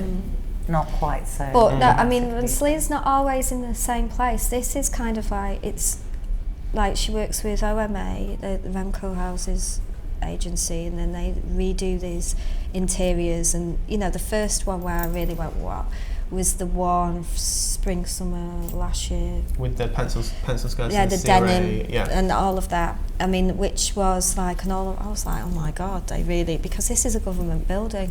This is not easy to do in France. Oh, we're just going to cover all your building in plastic. Is that all right? No. I mean, it'd just be like, no. But, and it is still this thing that she's done with Prada, you know, this is not a lesser line. And actually, I had to tell somebody this, I should have known, but I was going, Miu Miu is often more expensive than Prada, you know, it's not, like, this is Not something, diffusion, its own thing. And I think it's kind of, I just think she's been doing really, really great stuff with it. And it's, for me, it's always this kind of really exciting thing to see, because it registers with me on such a weird emotional level. Well, I what she think does. you want to be friends with this person, don't you? She's a great person. She's quite, I feel like it reminds me of French exchange kids that I always wanted to Yeah, dress a bit, like. yeah. It's a bit La Rochelle. in a Yeah. way. It's very The undone and the, Exactly. yeah. And the rucksack. It's On like the ferry you've to gone on your Disney, French Euro exchange with a Disney. limited amount of clothing, so you've just put it all together in really different ways and come up with great you look looks better every than day of your anybody else, exchange. yeah. Exactly. And you're Let- probably smoking a fag as well. mid-90s shell suits. Sure. I thought it's interesting we're talking about a character, because I thought another collection that did that in a really interesting way, and I know it divided opinion again, like a lot of collections did this season, was the Celine one. I'm really intrigued to get all of your opinions on it. Alex, what did you you didn't like it, did you? Or if I just put words in your mouth? I liked it, but I didn't love it. Okay. And I think that was, I mean, I think the first thing to say is that you go very unfairly, you go there and you have the most insanely high expectations, I think. So I think it's actually a very difficult show, because Yeah, for sure. you've been used to it kind of setting the precedent. And for me it was okay, but it didn't kind of rock my season. But it was that weird normality thing that we've been talking about again, wasn't it? It felt like that weird sort of everydayness to I mean, it. what I said about it, which I think in retrospect, some people have said they felt it was quite Can't do harsh. these things without drinking. I felt it was superficially challenging. I felt it was like kind of, it felt a lot like,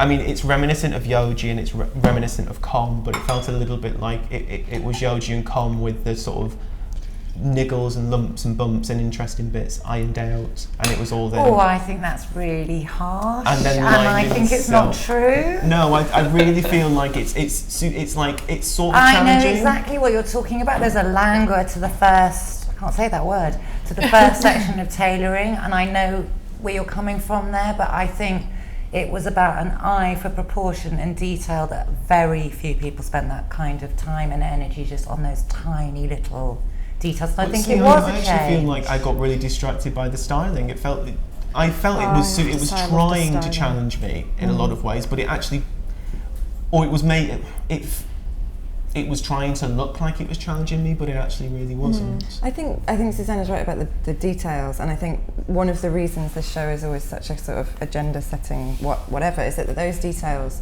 translate to total ubiquity in a good way, because people who it's gonna cannot be afford ripped these off clothes endlessly. will be holding the bags like that, and they'll want a furry doodah. Or even just the placement of the and buttons the one earring, that'll go and everywhere. But also not only that, when you see Celine in store, it is of a level of production and quite fabric remarkable. research. I mean, True, the fabrics are unbelievable, and I like this for the fact that I know the fabrics are going to be unbelievable, but it's not shouting about it, it's doing it in a really quiet way. But I And think maybe then I'm dealing with it on, that's for me, that's kind of a product level almost. I know it's going to be great on a shop But rail, it's a but I didn't feel like this challenge. But I think that's what she does, it's a wardrobe. But I think it's a wardrobe. And it's what Nicola Shesky is talking about as well, so I figured that was quite I mean, great. for me, this that- almost feels like a pre-collection in that wardrobe way, because I think her pre-collections are very. This wasn't supposed to be me. I liked it, but it satisfied me in a way that a Celine pre-collection does, which I see as kind of a taster. I don't see it as kind of a defined catwalk. But I think it's a fabulous woman. It's like a woman that's the 30s seen, well, the 70s, I can never get it right, the 30s seen through the eyes of the 70s. And it's just got this kind of elegance and languor to it that I thought was really beautiful. Yeah. I have But to also say, I really did like this one. Yeah.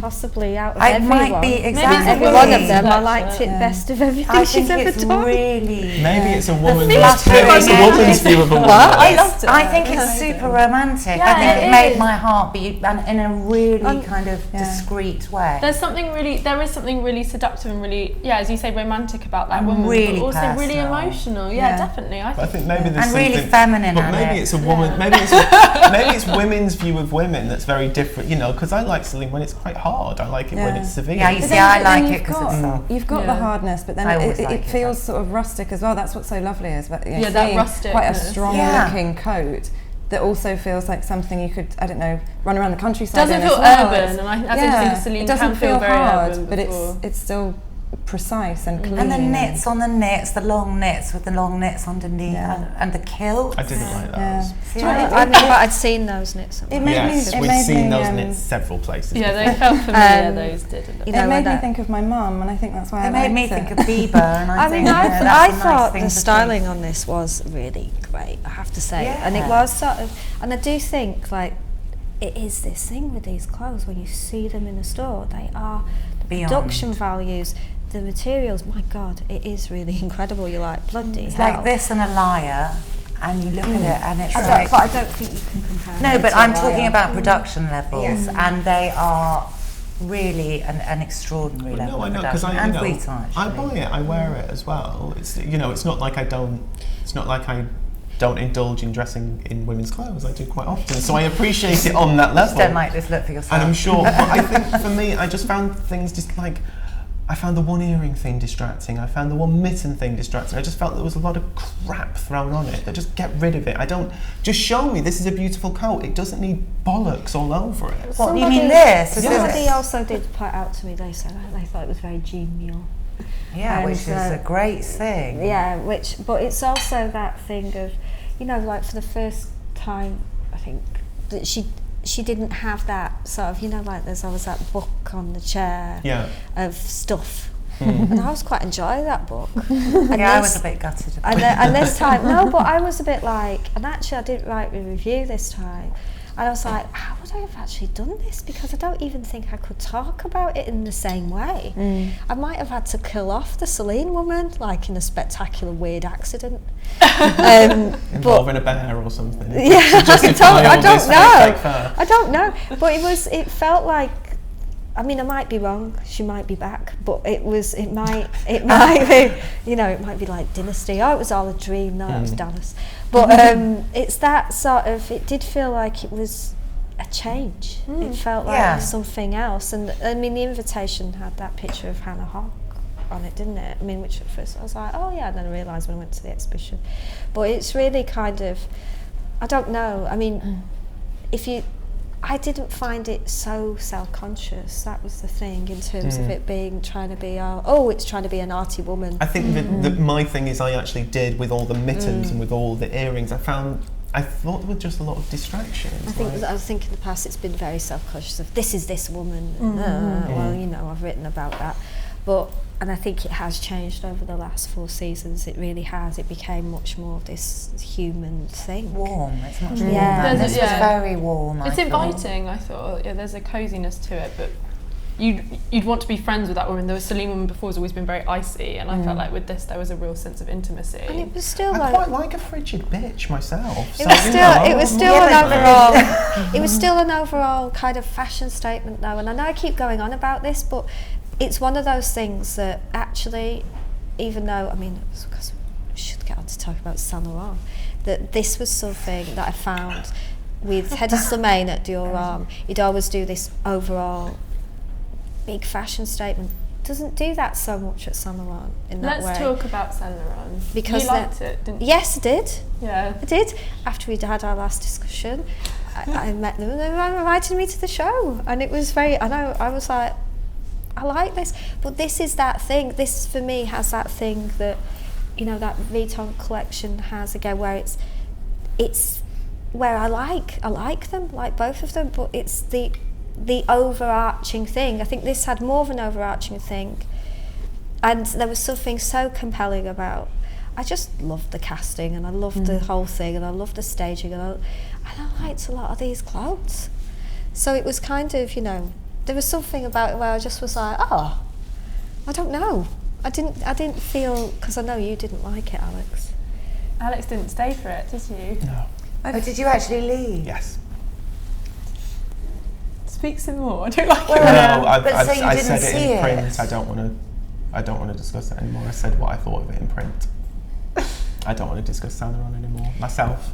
I feel like I think there was a sort of consensus afterwards that people have been waiting for the past few seasons, expectantly sort of waiting for it to turn into a thing that they can pigeonhole and talk about in the way they normally talk about collections, and actually it's closed. There isn't a sort of greater mystery behind it, I think.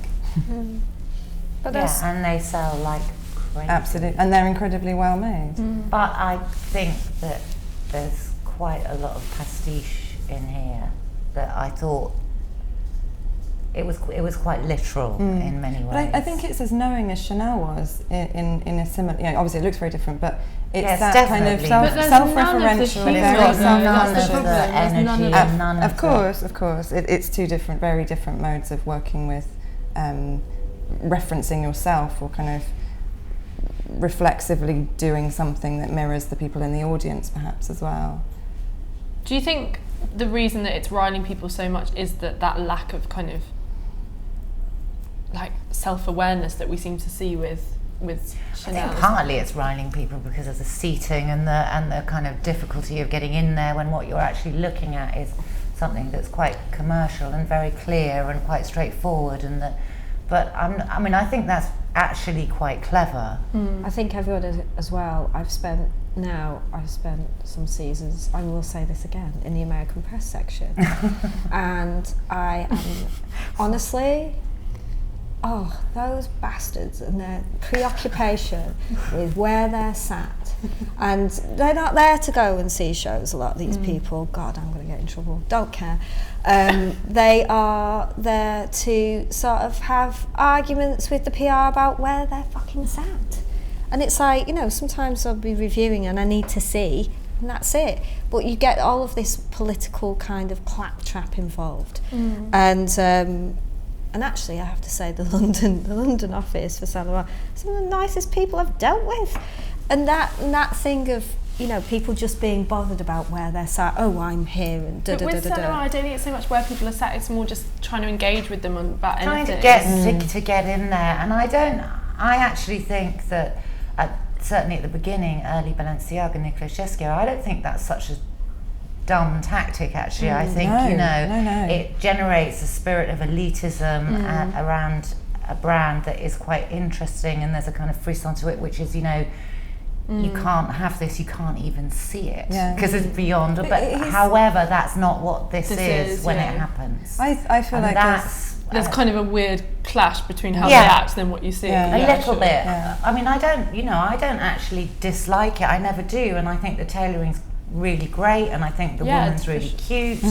But I just think that there's something that's built up around it that it doesn't fit with what it is. exactly. And he's treating us mean as well, as in to sort of keep generating that. Yeah. He But I didn't don't come think out it's for a just- bow, I think, and everyone And I was don't sort of think it's expecting about- He apparently wasn't feeling very well. But I don't think it's about, people getting, caring about. I don't think it's like a senseless spat. It is a business, and there are some people, and I'm absolutely not talking about myself, but there are some people who find it very difficult because they work, for something that is commercial and is a business, who are quite humiliated by the way they're being treated here, and that does upset them. But it's If it's Balenciaga, Nicolas Ghesquière at the beginning, then they're upset and they feel that they've lost out on something. But I think Alex walking out says quite a lot, because it's like, I'm sitting here, I'm being put through this, and I'm not going to miss anything anyway. And I couldn't think there see is anything. that. I was able to You see couldn't much better see, from I couldn't see. two-dimensional images, so I chose to see from two-dimensional well, images. that's this when time. there's a problem if you're reviewing, and that I often think is the I preeminent think it's also a problem see. if you write a negative review and there appears to be a reaction to that negative review, Yeah, but that's of a sort placing of, you behind a pillar. But I think that's- A metaphorical No, but that's pillar. too personal. I'm sure that didn't happen. No, but That's there is too that element, personal. I think, with the Salomon, is it's not just about elitism as we're talking with Balenciaga. There's a sense of control that I think has riled everyone. It's not just about stopping people getting to the show, it's stopping people from saying anything about the show. There's that weird kind of, it feels to be more about control than it does about elitism. Well, and there's a tension between actually wanting to publicise it because it's a business, and there are certain people there who definitely want it to sell, and it is selling, to not being allowed access to see it, so that or not you being can allowed to talk about it or review ask about it or I be mean, intrigued by it. I'd not seen it. I mean, and that was the thing. But this is also partly the problem of being in the American press section, where you go through the American not like press being in the people. American No, I do not. Do you get that feeling? Do you know what? I was in the Spanish press section and they were lovely. Yeah, see, no, I always go for a move. But it's also the way, because of the sort of weird hierarchies there, and then the way that the PRs behave as well. It's just nuts. So things that I'd never have a problem going to see, usually I can't get tickets for. And then you get all these people, I'm sat here and you're like, wind your neck in. I'd actually like to be able to go and see that. I mean, that's a general gripe overall, much less for this. I think that you can see when I was there, I was like, I see the way they're approaching this, that there's, like, everybody's kind of jumbled together, that there's this kind of, and actually it's the aesthetics of the place when all of the seating is on one level, because I think he likes the look of it on one level, not on a slant. That's what I thought. Yeah, that I'm was sure my that's thought. true. That's I'm what I sure realised, that's and I was like, I couldn't see much. I was like, And also but it's quite good. Those things going up and down obviously wouldn't work as well if it was on a... Yeah. And I think it's much more to do with that, and it's his particular thing, and also because I'd spent such a long time in menswear, I was very aware of Hedi. I knew Hedi, so it wasn't really this thing in the women's press fight. How dare this man who's come from? I mean, because I often say this: spending so long in menswear, I may as well have knitted tea cozies for 7 years. It's really a bit like. But nobody thinks that. Nobody thinks how dare this man who comes from nowhere. Oh, really they did. don't- Some people did at first. I mean, and I said this last time, and I thought Yeah, that we was took very, this, didn't we? very unfair to him, and they really did, Susannah. But it was also I think some of the women's wear part of press, his- I do think you're right, they just didn't know about No, what I an think influential... I part of sort of his feel like naivety I'd as like well. to see more from somebody who, I think does amazing things. But I love the tailoring But in the every thing show. is, he can. Yeah. He's quite capable of making. I'll say again, these very big fashion statements. These But isn't big it a shame things. though that he's so capable and so skilled? Well, this And then- is a big fashion statement, Yeah. though. It's No. But we spend more time talking about the seating and how much they've annoyed everyone than we do about the clothes, and it's always that way. Which is just kind of daft. But it is a fashion statement. But when I keep talking about this, I'm talking about a collection that feels like it interlinks in a very particular way. That it's not just kind of separates and things like that. And I'm not being dismissive in that way. I'm just like going, I like these big kind of this is it sort of things. And I mean, you know what he's absolutely amazing with, and what he's nailed in no time is the girl. Like the casting. Absolutely, the music. I can look at a girl and I go, that's a Hedy Solomon girl. Just like, and not just because it's some celebrity. No. I mean, in terms of if a model walks in for casting, if somebody does this, I can just go, it's not just that, it's this thing, it's this person. I can just go, and not just somebody in the street. I think, and I go, then. And it, and that is a skill. It really is. If you find the model, you find the thing, you find the mood. For me, casting changes everything. But do you not think this goes back to this idea of him sort of plucking and referencing? I think maybe this is Alex's issue with it as well. I don't necessarily feel like he has created that girl and now you see her. I feel like it's a girl that's always been there. He's found her, exactly, rather than he created her. Like, some of this feels so familiar to me, and it feels familiar to me because of how my friends dressed when we were 18. And it's also really 60s Mary Quant. Exactly. And as Alex said, the eyelashes, the hair. Yeah, it was. That's what I meant about. I thought that was too. I thought actually that was for me the least successful thing about it. It was pastiche, the white collars and the velvet dresses. And we talk about a Celine woman, but I think we would all agree that woman felt created by Phoebe Philo, whereas this doesn't feel like a girl created by Eddie Simone. It feels like a girl kind of taken and mined for what she stands for. But then it's the power of the power of that image, as Susannah was saying. There's always great tailoring. There's it always looks good if you wear a miniskirt with a big coat that looks a bit mannish. He knows what works.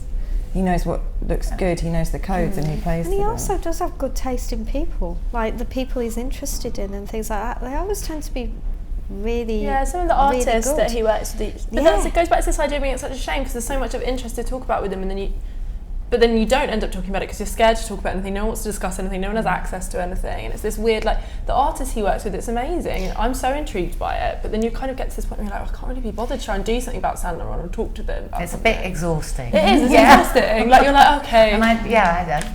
But I think also, that for this one, I loved the casting for this one, and I did think there was a particular thing with, I know some of the girls he's used before, but there was a particular feeling in the casting. They did feel kind of extreme in that sort of 60s way. Yeah. But they were kind of their own thing. And they were much more stylised than rather plucked out of a student night. It was much more. They're much more Penelope Tree, Jean Shrimpton. It reminded me of that generation. And also, in fairness, I'm sure that that's just what my initial reaction was. In fairness, if you look more closely, it's obviously not going to be exactly the same because those collars wouldn't look like that now. And so it has been updated, but I thought there was too much of it in there. But, Alex, please say something about it. I don't like it when you're quiet. He's depressed. I don't really have anything to say. The one thing that I do have to say is the reason I walked out of this show is that it's my professional obligation to offer an opinion on these clothes, and I was prevented from actually physically seeing anything. So because of that, and also because my seat was allocated to another person as well, that was one of the many reasons that I left, and because I knew that I would be able to see it much easier online, and these pictures, it registers very easily. I'm able to see it much easier than I would have been able to see. And what do you think of what you see? It's fine. It's clothes. It's some clothes on some girls. It looks like what I see at my bus stop in East London. I've said a lot about this in print. It really does, genuinely, Susannah. You can come and sit on my bus stop and see. It's get the buzz every single day. A lot of it is beautifully done. It's not enough. Let's talk about Givenchy, because we were all saying before we went live that Givenchy was great, and we were kind of impressed by it. And it's about being yourself and not being yourself, and making a break from Givenchy, and then actually strangely coming back to that idea of good taste, the bourgeois couture show. It was a couture. It was a couture show rhythm. There was cocktail wear, tailoring, but it was evening really wear. bourgeois, and he sort of shut down that side of things, I think. Yeah, completely. Recently, certainly, and then brought them back and did it so brilliantly. It was very fully rounded as well. It wasn't a sweatshirt collection. It wasn't a collection based on some kind of graphic print. You know, it wasn't a flat collection. It was really rounded in every sort of sense. He's got a very long view, hasn't he? Because, I really was incredibly he did the kind of dark gothic fantastic thing, and then he did the sweatshirt thing that, you know, went completely viral, and then now he's gone back to something which is much less... explores every sort of trope in a way. Yeah. So you can say, oh, he's done animal print this time, but it's so much more than that. But he really looks in depth at the standards of fashion, I think. And cliches of bourgeois dress, but like not... But also he tried, I think beautiful. the interesting thing is because you can talk about him doing those, you know, those prints and those sweatshirts and things, and then he does this, which feels like a total volte-face, but he's still doing the sweatshirts but as also, well. but this is totally identifiable as him. It Yeah. doesn't feel like he's, you know, ditched an identity and taken on a new identity. But it never does. But that's the fantastic thing, I think, that he can switch and make it so different. It's and amazing I really liked for last someone to season, be actually. that. I really liked last season a lot, and that, and you know, credit that wasn't a sweatshirt collection for women last season at all. But it wasn't. The other fantastic thing is she sat down. This wasn't what I expected at all. No. And it was fantastic. As soon as it started, it was amazing. The rhythm of it was wonderful. And it wasn't circular, and it wasn't a big old It was just blockbuster great. presentation. It was There really, was no mise en scène, it was straight and the up music and was down. wonderful. The music was really great, like really creepy. There was a fantastic creepiness. It was like a really creepy 1988 Jean-Louis Cheré show in this kind of really twisted 80s couture. And I thought all that chiffon was really referencing back to Givenchy and that kind of polite dressing that Givenchy did, but twisting it and morphing it and kind of, you know, it's like the Chernobyl baby of 80s Givenchy couture. Oh my god. Oh my god. I loved it so much, like really, absolutely loved it. And I don't really Again, this is. I'm not saying that all this kind of separate stuff is bad, but there is this thing that's crept into this season where there is an idea of difference in things. I mean, even though this is much more of a big fashion statement than a lot of these things, there is still that idea of. But it isn't a one-note fashion statement. I think it's not like, you know, sweatshirt, which we've had collections like that from before. When, you know, I agree. I think that this was a lot more nuanced, and it was a lot more kind of... And much more like a couture show where you do get the chiffon and pussy bow section, and then you get your the men's cocktail wear and your tailoring, day and wear then and you your get the evening gowns wear at the end. And I really thought it the was... wardrobe that we were They talking are about incredible. earlier. The workmanship in those clothes is incredible, without ever seeing precious or prissy. Or old-fashioned. Or old-fashioned, and that's very difficult. Especially those chiffon dresses, to make them not seem old-fashioned. It's like, it was quite challenging. It's like challenging himself as well to do something. It's very kind of beige, but you would touch it. It's such an interesting way of turning that sort of little lady look into something that is actually just really cool. Well, I think it's almost taking that bourgeois thing and twisting it and making it really perverse. There are a few collections that we haven't talked about, and I'm conscious of time, but I just We've eager been there to for get about you. 3 days. I know. Well, we haven't discussed Gareth Pugh, we haven't discussed Hussein, we haven't talked about Dries. All great collections, did we think? I thought Gareth Pugh was absolutely incredible this season. Really beautiful. So annoying for me because I wasn't at the show. Me either. Yeah, me neither. Oh, really? This is the first Gareth Pugh collection I've not been at. It was absolutely for amazing. 7 years or something. Oh, Like, also, really. he used kind of plastic bags. I'm a sucker And it for was bin really bags good. and plastic I always bags. love bin bags. Yeah, it was absolutely amazing. If Bin you're bags looking are for a amazing. girl wearing a big hat, what was Liam. another really good one as well? Lanvin was really good. Yes, Very good. Very, I wasn't very there for good. that either. I saw that as possibly my favourite Lanvin collection ever. Really, Lanvin, you thought it was absolutely incredible. Yeah, I thought it was great. Yeah. I mean, I really did. It was one of those things that registered with me Yoji personally. was great. Yoji is so funny. Yoji's on Yoji's fire everywhere. at the moment. But Lanvin was Lanvin was very Yoji. Yeah. It was very. It had that. Fully Yoji is the reference of As the the Yoji season. has.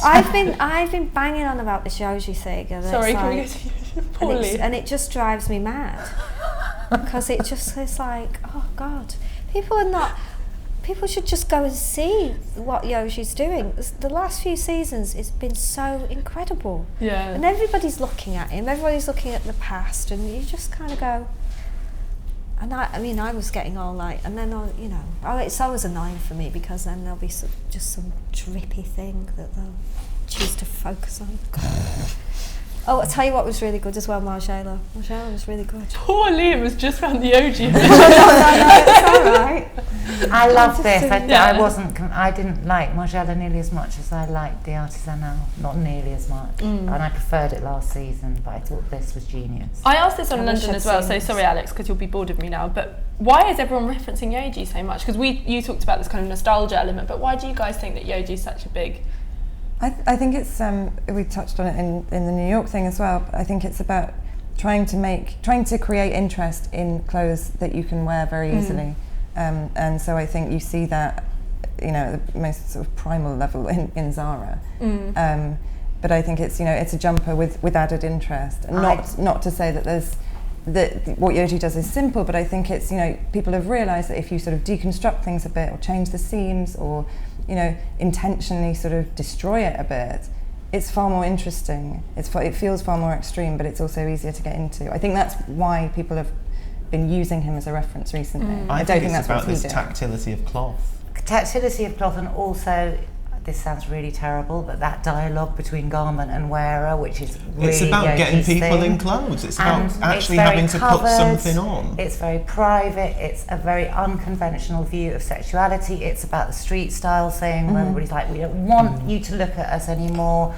If you dress like that, no one's going to photograph you in that way. Well, if you put the enormous duvet coat on, they probably Well, yeah, they will. probably would, but the blackness and I think as well, I said it's like the most opposite also thing. this is what Yohji's doing, the referencing of Yohji is the black. Yeah, but the most absolutely. opposite thing you can do to a structured, printed neoprene dress is this, and it is a bias cut slip dress. It's a plain, which is why I think Yohji and Galliano are being referenced so much, and also Galliano too, absolutely. Yeah, but they're clothes you have to get into to figure out. They're clothes you have to put on your back, and if you get them on your back, then you're going to buy them. Really difficult to copy. Yeah. Really difficult Also, to copy. he's got, like even though Yohji has looked at many, many silhouettes in fashion history before, but he has a silhouette which is really full on. And I think people kind of enjoy that, enjoy looking at something which is, you either have Dior like this, or and enough people have copied off Dior.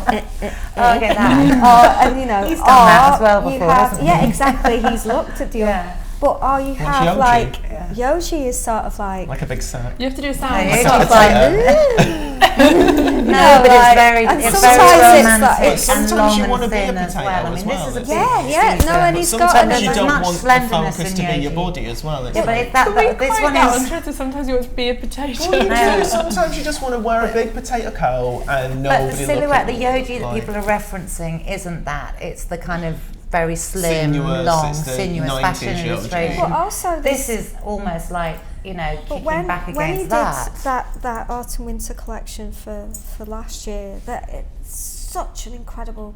It was autumn winter, wasn't it? Such an the incredible. neon one. There was the neon one, but then That's it was the summer. spring Neon was summer. summer, It was wasn't spring it? summer. No, neon was winter. The other spring summer. Fuck. When was it? No, I think it was autumn Summer winter. is No, neon, it was and then the autumn one winter. before was the one that I thought. It was one with that. blue. I'm talking about autumn winter last year. Yeah. That is where he was really referencing himself, and then you saw all of these incredible silhouettes, all of these different things. There's all of these kind of things that seem to come from Gainsborough paintings and stuff like that, and just sort of like an insane picture hats and all of this sort of stuff where, really there is something to steal. And when you can't steal from Nicolas Ghesquière, when you can't steal from God knows who else, well, you can't really steal so much from Dior, and everyone goes, it's Dior! Who are you going to steal from? The Japanese designers, because they've got a silhouette to steal. Because it's that, you said this to me, it's the hardest thing to do in fashion is to come up with the silhouette. Yeah. And with him, you forget how incredibly influential he is.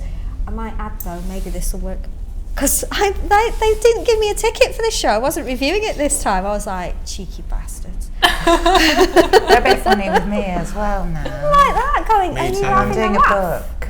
Are you having a laugh? I think I'm it's just gonna get it's in just lost in trouble, Yeah, aren't we I? are. All of us are.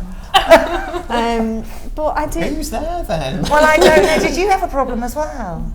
Okay, that's all. This is insane. Yeah, I mean, it's not because I've been I- writing the it's- biggest, most Especially glowing Yoji's mum and things dad watching it, and 'cause saying everyone to else is people, nipping But I it, saw won't let anyone else everybody in. has to I look saw at Yoji in the Yoji. showroom, and it's so nice to see Yoji because he's just so. I do what I do. I do it because I want to do it, and nobody's going to ever stop me from doing it. And this is who I am, and that is he's quite funny, isn't he? Because he's a Brilliant. total brat as well. Yeah. Like, totally. You're making like- some great sounds. Yeah. This Well, it's like the name, like the last collection was the name of this collection. No, I'm not. Actually, you really know. Actually. The name of this collection, the secret name is Meaningless Excitement. And then just laughing. And then just going, all right then. This is monsters again, isn't it? It's monsters. isn't it? monstrous. Yeah. And Have we sick missed take it. anything that was fabulous? There's, oh God.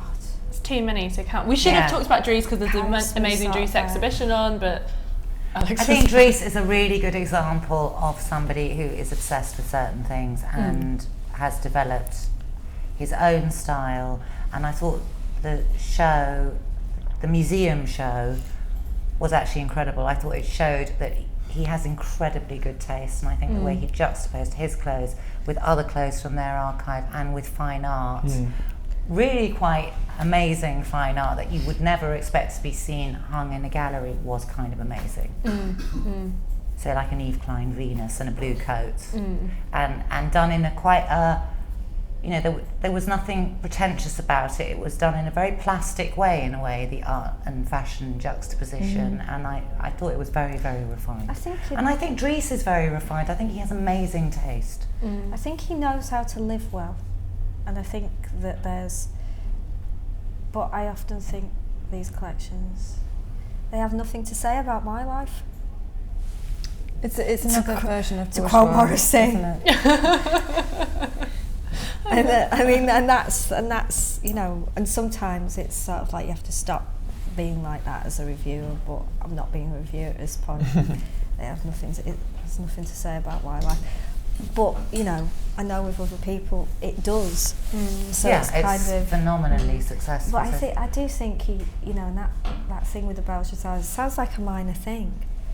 But when somebody's got taste and they kind of know how to live well, that's kind of quite nice. Yeah. And there is a definite feeling of that, and a feeling of generosity in the clothes and in the show and in the man that I think is really, there's something quite lovely about it. And it was very quiet, and actually it was really interesting going around that show with Dries and him talking about other people's work, and you just think there are very, very few people who would do that. This is a great Chanel thing, this is a great Dior thing, there are very, very few people. The Belgians are usually good with that. Yeah. They're very kind of honest about where they get the a lot of their referencing. taste from, and actually it's Raph is actually, isn't he? Yeah. Raph is incredibly But it's honest. honesty about it. again, isn't it? Honesty is like the standout word from this panel. Is that why Yeah. the season was so great? It just felt like an honest, authentic. Yeah, after the rebellion of last, it felt like, all right, I'm doing this now. Yeah.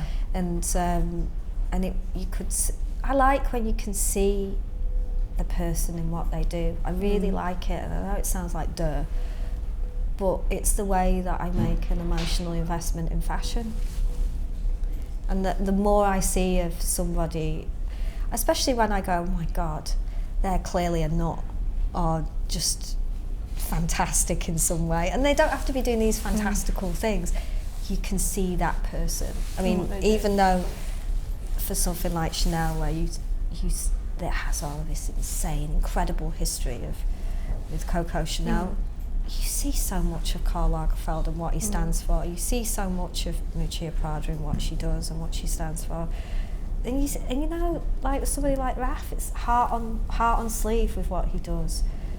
And Rick, all of these people, you just see them. Phoebe and Sarah, you know, I think, you know, a lot of other people did that, those people you're talking about, always, but I think a lot of other people did it a bit more this time too. And, you know, and then you've got Ray with Carmen, you know, but it's always this thing. I think that what came to the fore for me was this kind of girl that's not always part of the fashion thing, and it's something that actually Christopher Kane does all the time. It's always this girl that I totally identify with, and that I really think that, you know, that's nice as well. It's not like your usual kind of person. What a lovely note to end the season that's not for your usual kind of person. Thanks so much, guys. I was long, but fabulous. Thank you. Thank you.